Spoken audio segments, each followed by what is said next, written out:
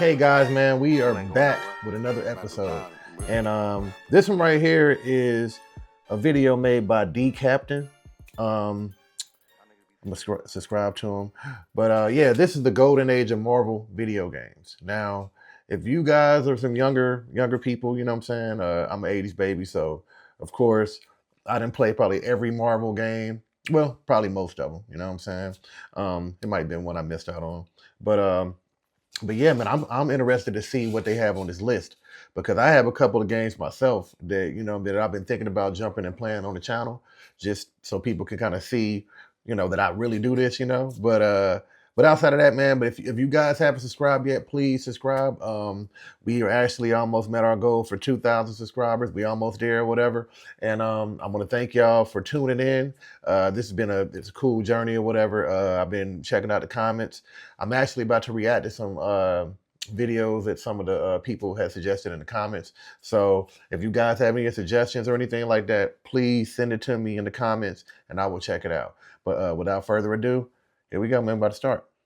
Marvel's golden age in comics happened all the way back in 50s, and I, as well as many other people, can't relate to it that much, despite reading a whole bunch of comic books in my lifetime. What I truly prioritize and absolutely relate Oh, to, I'm into that though, is game. the golden age of Marvel video games, and oh boy, there's... Man, they got some joints. Like that Hulk game right there was fire. The Punisher game, the Spider-Man game they just passed. Like these are legendary games, and I think realistically, I think probably PS2 probably had the most Marvel games that I actually, messed with. I mean, it was a lot on Sega and stuff like that, like the beat 'em up games, which I really liked. Uh, I'm a big fan of like the Uncanny X-Men games. I think X-Men Clone Wars was on Sega. You had the first X-Men game also on there too. Spider-Man Maximum Carnage, things like that. But yeah, man, let's get back to the video. I'm getting sidetracked. Quite a few. If you're like me, you'll likely have an idea. Just a little over 20 years ago, Oh we've had yeah, an X-Men absolute Legends. blast of amazing Marvel games just ripe for the taking. And that's honestly how I became a fan and got into reading comics, funny enough. So let's go over this a little more in depth. See what made the golden age of Marvel games truly special, and why, unfortunately, we will likely never see this happen again. Let's get into it. So what I personally consider Marvel's golden age in video games is the period that began with 2004, and it all starts in summer of that year with a game that defined Marvel for a long time. It's of course Spider-Man 2. Before this, superhero games were Spider-Man 2 is one of the illest games when it came out. Around that time, early around that time, like, you know, Spider-Man was doing a lot around that time, especially when, like, I think the movie probably came out around that time too. I think I was still in high school or whatever, but the movie had came around that time, and I went to go see that movie probably like 3 or 4 times because it was like the fact that they were able to pull it off the way that they did, it was just amazing. You know what I mean? Because that was early on in the Marvel movies. I mean, of course, Blade was the first one that really took shape from Marvel. A lot of people be forgetting that. But outside of that, you had Spider-Man and X-Men came around that time too. But yeah, man, this game was awesome. mostly linear action level. You moved from stage to stage, fought enemies, maybe climbed a wall or two, but you never really felt like the hero in a world. And Spider-Man 2 changed that. For the first time, players were dropped into a fully open world Manhattan where you could swing anywhere in the city. And the real magic was the web swinging itself. Each web actually had to attach to a building, believe it or not, which meant momentum mattered. You weren't just pressing a button to glide, you were learning how to swing like the Spider-Man. That single mechanic turned traversal into main gameplay loop, something modern Spider-Man games, especially Insomniac's, still build on today. But the game didn't stop there. It mixed movie moments with random crimes across the city, pizza deliveries, bank robberies, unique villains that were not in movies. It made Manhattan feel alive in a way superhero games never had before. Quite honestly, the game became the blueprint for open world superhero games for the next 2 decades. It did. It did. Like this game really took off, man. Because outside of this game, when it came to like open world, I mean, people were gravitating toward like Grand Theft Auto and things like that. But this was the first one that I actually played that really took it to a whole different level, like open world when it came to a superhero game. And he's completely correct about that. And there was other games that I felt like were similar. There was a Superman game that was hands down one of the best Superman. I don't even know why they didn't make Superman Returns, like the movie. It came out, I think, with a game. And when I tell you, I used to just fly with Superman, just for no apparent reason, just fly. Like, because he would like break the sound barrier whenever you would do it. Like, it was amazing. But yeah, man, we're gonna get back to this. And you'll see its impact in just a couple years again. However, while Spider-Man 2 redefined superhero movement, another 2004 release changed how Marvel games handle teams. And that game was, of Legends. course, just a couple of months later, X-Men Legends. Developed by Raven Software, X-Men Legends took the massive roster of the X-Men and turned it into something Marvel games had rarely attempted before, a full RPG experience. Instead of playing as just one hero like you typically would, you controlled a team of 4 mutants, switching between characters like Wolverine, Cyclops, Storm, and Jean Grey on the fly. Each hero had their own skill trees, powers, and upgrades, letting players, shape their team. Yo, me and my brothers and my homeboys, or a lot of people, man. Like me and all of my folks, we would play Legends a million times. Like, I'm talking about, I don't know how many times we beat the game. You know what I mean? Like, we would just play it, upgrade the characters, play it again, upgrade characters, play it. We trying to 99 overall out everybody, and then it had so many characters that you just, you just wanted to play with everybody. You wanted to see what everybody moves were. You wanted to, I mean, now Legends, the first Legends, of course, was the test run, you know what I'm saying? But then further on, saying, you got the Ultimate Alliances, you got all of these other games that came from Legends. And I will say hands down that Legends is probably one of my favorite games, period, of all time.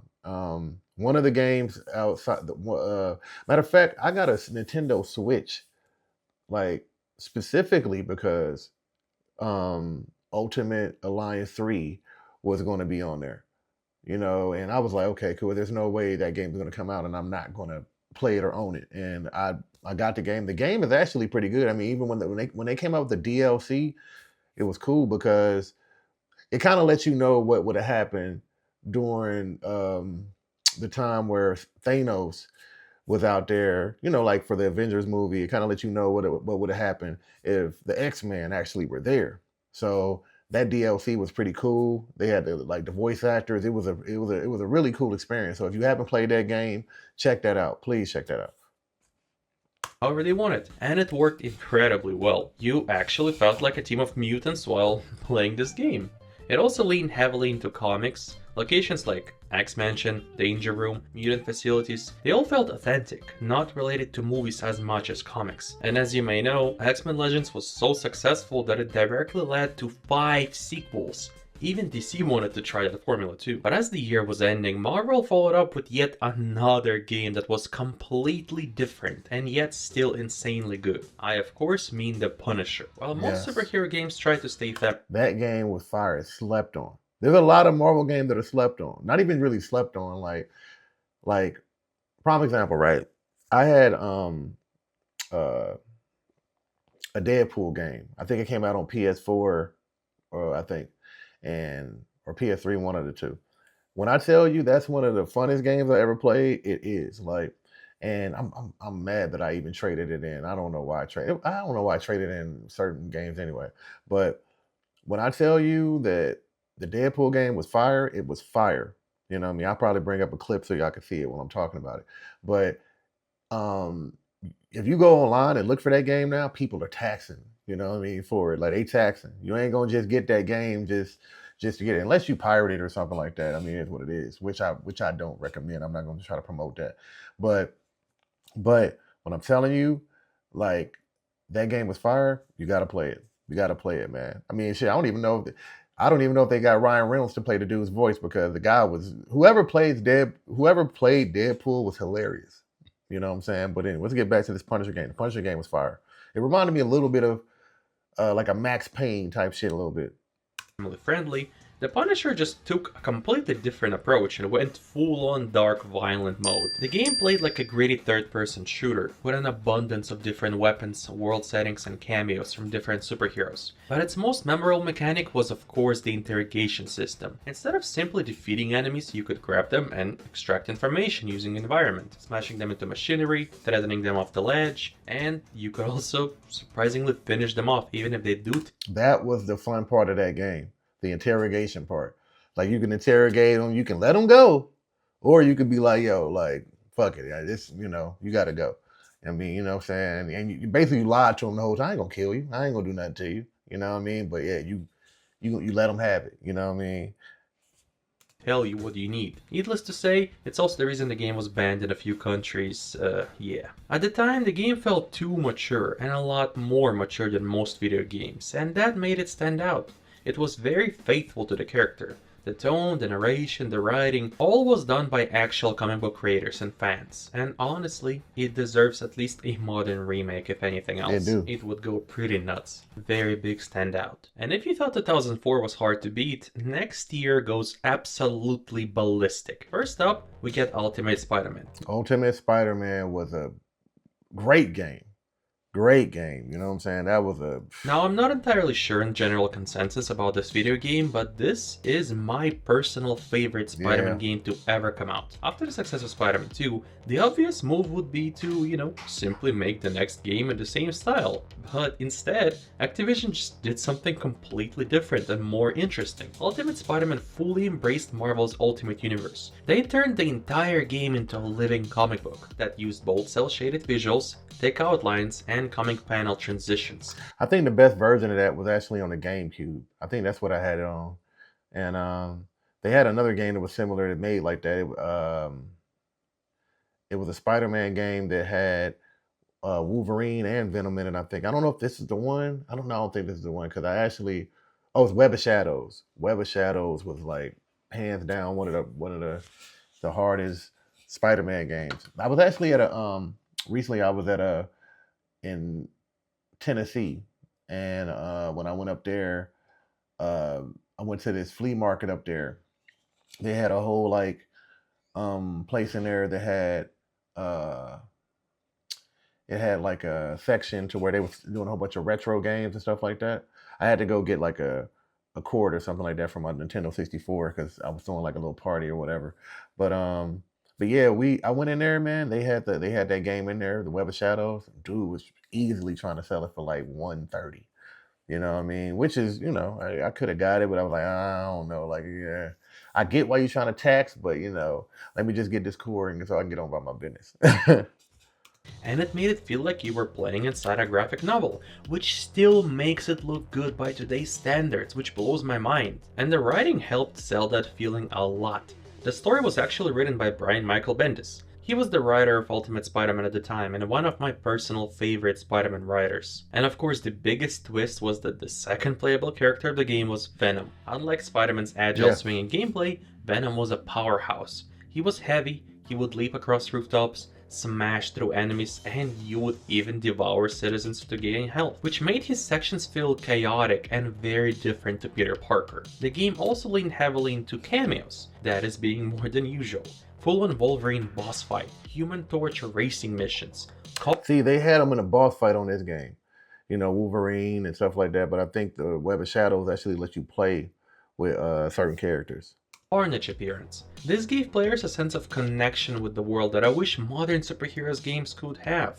Like, I don't know why Insomniac doesn't do that. It would have been pretty cool, at least in the sequel. Especially when your entire city is getting destroyed. You might call at least a couple other superheroes, I don't know. I digress. This was one of the most stylistically unique superhero games ever made. And as you can guess, we will see a lot of other games inspired by this in the future. Now, same year, we also already have X-Men Legends 2, which baffles me a little because yes, Raven Software made a sequel in just 1 year.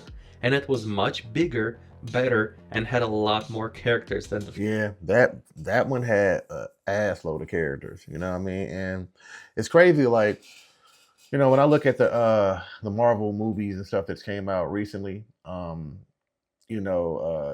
lot of those kids, there was a lot of those characters that wasn't actually on the game, you know what I mean? I don't remember seeing like um, Guardians of the Galaxy and stuff like that. And I'm not saying that those movies weren't good or whatever, but I felt like Marvel was just pushing them because they just wanted to push some other some other brand. Well, I want to say brand, but another comic out of Marvel. And yeah, I mean, there's so many other ones that I felt like they could have did. That was like the last one that I would have thought of. Luke Cage, of course, had the show, but I don't know if that's like movie worthy. I mean, it could be, you know what I'm saying, but it's just a strong guy. Like it's just a episode of Smallville. You know what I mean? Like as a movie. But at the end of the day, yeah, Legends 2 had a great, just phenomenal cast of characters. You know what I mean? So, but oh, and I don't even did they do a 3? I'm not sure. I can't remember. I don't know if Alliance came out after 2. I'm not sure. First one. Now, the biggest hook was the story. For the first time in an X-Men game, X-Men and Brotherhood of Mutants were forced to work together to stop Apocalypse, meaning you can control all of them. That meant playable roster exploded with different characters from both sides. We've also now had more customizable powers, a lot more different locations, and overall, this game is just great. I played through it a couple times in my lifetime and I honestly want to do it again now. Now, another Marvel release in 2005 that often gets overlooked is Fantastic Four. That Fantastic Four game wasn't bad. I'm not exactly sure why. I've played through the game a few months back again and it kinda goes hard. Yes, after all games that came out in the past 2 years, it felt a bit smaller in comparison, having only 4 characters to play as. They always was like, every time they did anything Fantastic Four, it's like, I just felt like it was half-assed, you know what I'm saying? Like, I don't necessarily think all the Fantastic Four movies were bad. You know what I mean? I felt like they could have did a sequel to the one with Michael B. Jordan in it. But I can understand why they went in another direction. But that's like one of those Marvel franchises that they don't know what the hell to do with a lot of times. You know what I mean? Did they get it right this time? I'm not sure. Every time I started watching the new Fantastic Four movie, for some reason I've been falling asleep. I mean, every time I wake up, I'm at the end, you know what I mean? So I really don't even know what the whole movie's about. I've literally tried to watch that movie like 3 or 4 times and never completely watched it through because I was always falling asleep. But it got great ratings, but maybe I'm tripping. But they were all very unique. The Thing was all about raw power, smashing through enemies and environments, while Human Torch brought aerial mobility and fire attacks. Mr. Fantastic focused more on gadget-style attacks and stretching, while Invisible Woman added stealth and defensive support. The game also supported drop-in co-op, which made it feel closer to something like a Marvel beat-em-up when played with friends, but this time in 3D environment, which was unique and I like it. Now, of course it didn't reach the heights of Spider-Man or the X-Men games, but Fantastic Four showed how developers were getting more comfortable building team-focused Marvel games. And of course that's something that would be perfected in one of the next releases. Now, as 2005 was wrapping up, and I know this was a very busy year for the fans, we have one more game. And this was the first one that's somewhat arguable. I of course mean Marvel Nemesis. I have Nemesis. I actually have that game. You know what I'm saying? I don't know if I have it in here somewhere. I actually have it. Y'all hold on for a second. Okay, I'm back, guys. So look, I knew I had it. So here we go. I got this game. I don't know if it's focused in the camera, but yeah, I do got Marvel Nemesis. That's a great game. I actually ran into this too. I got Ultimate Alliance 2 right here, you know what I'm saying, which is a classic. I made sure to always keep a copy of this, you know what I mean? This right here is X-Men Destiny. This is a fire game, you know, so you get to create your own character, your own Marvel character. And of course, this is for the Wii. I got another one, but this right here is Wolverine Origins, X-Men Origins. Awesome game. Awesome game. Almost every Wolverine game was just amazing. You know, that's why I can't wait for this new one to drop. But these are classic joints right here. These are classic games right here.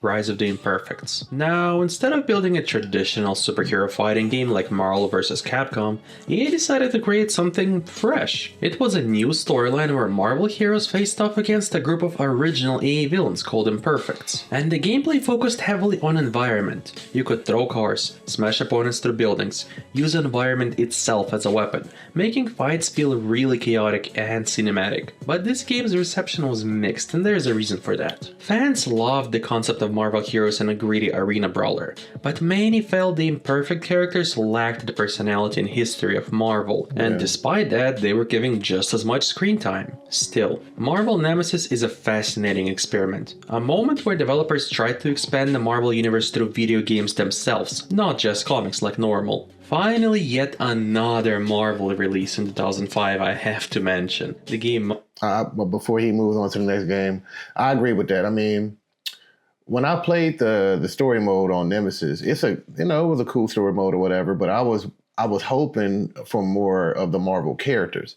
Now, they did have the Imperfects. They were the villains, the main villains. They had powers of themselves, and which it was cool, you know what I mean? But I mean, I didn't really care to play with them like that. I was like, okay, cool. I got Wolverine, I got Spider-Man, I got Hulk. Like, can I get Gambit or Cyclops or this person to come? You know what I mean? Like, I wanted more, but it's still a good game. I mean, if you want to play it with your friends and stuff like that, especially like Versus, it is like a very fun experience. So I do recommend that you guys check that out. Most people believe to be the best Hulk experience ever was Hulk Ultimate Destruction. Developed by Radical Entertainment, the game took the open world idea that Spider-Man 2 popularized and applied it to Hulk. Instead of carefully swinging through a city, Hulk Ultimate Destruction encouraged players to exactly do what the name suggests: destroy everything in sight. You could rip cars out of the street and turn them into metal boxing gloves, tear apart tanks, throw enemies across the entire city. Which is crazy. I mean, which is crazy about this game because, like, a game that reminds me of that now, that really is over the top with that type of shit, the new Donkey Kong game on the Switch 2. If you have not played that, play that game. Like, I could have beat the game. I mean, I think I'm like close to beating it. I don't even know, but I enjoy smashing through the board so much that I don't even, I'll be forgetting what part of the story I'm on. That's what that game reminds me of. Blocks or leap over skyscrapers in a single jump. And quite honestly, the real magic in here was how the game captured the fantasy of being the Hulk. As you fought more enemies and caused more destruction, you became stronger, unlocked new abilities, and just did some devastating combos. The game's plot also pulled heavily from Marvel comics rather than movies, featuring villains like Abomination, General Ross, and Hulkbusters, which helped it feel more authentic to comic book fans. Overall, Hulk Ultimate Destruction didn't just deliver a fun game, it made players feel unstoppable, and it's an unforgettable feeling, especially if you played this as a kid. Alright, that was 2005. Freaking packed. But wait, 2006 rolls around, and Madman from Raven Software already made another game. Oh yeah. Marvel Ultimate Alliance is... So I got Alliance. Like I said, I got Alliance, and that was all of them are fire. All of them are fire. But like Legends turned into Alliance and the Ultimate Alliance, and it just changed the whole game. It just changed. Like, that's one thing I don't like about these gaming things now. Like, I don't like the video game industry when it comes to like multiplayer games right now. Like, yeah, online is cool. I get it, but it's something about like those sit-at-home co-op games to play with your friends and your close family members and stuff like that. It's a different type of experience. And then like back then, like they would sell you the complete game. Now they're fucking releasing like a 50% complete game to where when you get the game, you got to damn near buy the rest of the game over time. And I just think they cheat the fans with that. Like if they were to start off, my thing is this: sell me the complete game. Let a DLC be exactly that. Let it be an extra added addition to the game. Not to the point to where like this game is just half, you know what I'm saying? Like, it's just not done, And in the last Marvel Alliance game that I played, they actually had a way I mean, the one on Nintendo has an extreme roster just to begin with. You know what I mean? So, yeah, man. But yeah, let him talk. If you haven't played this game, trust me, you're gonna love this video. Here, just 1 year later. Alright, hold on. I have to take a break here and actually see where these guys are today and what they're making, because that's insane. Alright, so apparently they've been making Call of Duty for the past 15 years. So you mean to tell me we haven't got it took them forever to make another. Look, man, y'all can fall back on the Call of Duties for all I care. You know what I mean? A lot of people like y'all ain't really doing too much with them games. Y'all making them the same every year. You know what I mean? Like, I feel like y'all just need to stick to a formula when it comes to Call of Duty and leave it at that. You know what I mean? You want to add some extra boards, cool. Some extra weapons, that's fine. You know what I mean? At this point, I mean, like, what are we doing? Like, what are y'all doing? What is the ultimate goal for this? You know what I mean? The only thing that'll add some elements to Call of Duty now is just to add Donald Trump in there or something like that and put him in the game and have him as a part of the story mode. You know what I mean? Like that's the only thing I can think of. You know what I mean? But outside of that, man, yeah, y'all need to get back to it, man. Like make a variety of games, man. And I don't think the Call of Duty in certain games need to drop a new game every year. They like every other, they don't need to do that. You know, sometimes I feel like you can stick out with a game just like Grand Theft Auto does. Grand Theft Auto does stuff with the same game about 13. Like, matter of fact, I think that's probably the only Grand Theft Auto one of my kids has played. You know, I mean, you can, you make a game good enough, you can run with it a little bit, man. Just add some DLC to it over time. You know, and I feel like that with sports games too. I feel like that with a lot of games, wrestling and fighting games. You know what I mean? Something like you ain't got to do every year. What a fucking waste. Anyways, Marvel Ultimate Alliance was literal peak. I don't know how else to describe it. This is my favorite Marvel game of all time, period. Developers took X-Men Legends 2 formula that they made last year and just somehow expanded it 10 times more again to the scale of the whole goddamn universe. Instead of focusing on just the X-Men, the game let players build a team of 4 heroes from pretty much most important characters. Look at this roster. You got Moon Knight. Is that Miss Marvel? You got Doom, you got Sabretooth, you got Magneto right there. You have Venom, the Fantastic Four is over here. You know what I'm saying? You got Luke Cage, you got, the Avengers basically are on here. You know what I mean? Captain America, Thor, Wolverine. That should have been the Avengers right there. That should have been the Avengers right there. Like, y'all had it. Y'all had the story mode. Y'all could have just made a Marvel Alliance movie and it would have been better than the Avengers. I'm not saying that Avengers is bad, but a Marvel Alliance movie would have been fantastic. Trust me. Etc. And as you can guess, the structure was familiar to fans of X-Men Legends, but it was also different, but still with that RPG combat feeling. Characters had leveling, there was cooperative gameplay, but the scope was once again much bigger.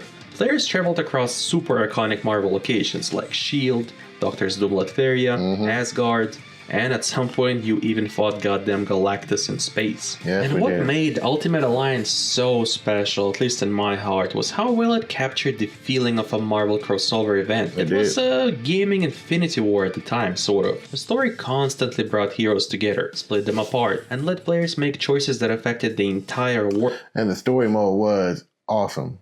The story mode was great. You know what I mean? Like the cinematics and stuff like that. I mean, it was just, man, it was a feel that it's hard to capture nowadays. You know what I mean? I hope to God that the Wolverine game is just magnificent. Hopefully they do what he was suggesting, add characters from the Marvel universe to the game. I mean, because I feel like, to be honest, I mean, what would make me excited about the Wolverine game, add Gambit to it, add certain characters that people don't normally get to see too much.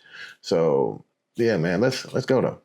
World. It killed off or made live famous characters and changed pretty much everything. I mean, I still have PTSD from the level in Hell where Mephisto manipulates us to let one of the X-Men die, which to this day I never got over. And guess what? The game still receives new mods and support from community today on Marvel Mod. I mean, that wasn't even that was one of them tough decisions. Like, somebody gotta die. You know what I'm saying? Like, damn, like. And they made you make the choice. It's just like, damn, you know what I mean? But if you look at the decision right there between Nightcrawler and Phoenix, I love Nightcrawler. He is probably the one of the best X-Men. But Phoenix, I'm gonna let her die over Nightcrawler. Like, let's like this ain't even this. Okay, cool. I'm gonna pass this level. Let's go. You know what I mean? We ain't even. What are we doing here? You know, the power scaling is just too much. I mean, shit. Yeah. I found literally thousands of mods for this. So I kinda treated my childhood trauma. I installed an expanded version of the game where I saved both Nightcrawler and Jean Grey in hell with use of Magneto's abilities. And yeah, this way we can actually have a good ending now. The original game always had some drawbacks and you could never get a So he went that far. You went that far to hack the game so you can save both people. Now that's some dedication, you know what I'm saying? I mean, I guess you cleared your trauma, you know what I mean, helped your trauma, but that's a little bit much, bruh. perfect ending. And this is just the first thing that comes to my mind. I've added a lot into this game and I've replayed through it many times throughout my life. And as I'm sure for many fans like me, Marvel Ultimate Alliance became the definitive Marvel game, a true cornerstone of the golden age. Yep. And looking back at these few years, this was quite honestly insane. We pretty much had no real miss in all these years, and you could spend weeks and weeks playing all these games and have a great time. This was the definitive golden age of Marvel games, and why I, just like many other people, am still a big fan. I would not be here just because of the comics and movies, and needless to say, the work power of some of the developers back then scares me. Nowadays, we take over 5 years to make a single game about a single character. And look, I understand, modern video games take a lot more effort, but are these games truly that much better? I understand the graphics, but the scale, the gameplay... Yeah, it's not that much better. It's not. You know what I mean? A lot of times I think that they focus too much on the graphics rather than the gameplay and the story.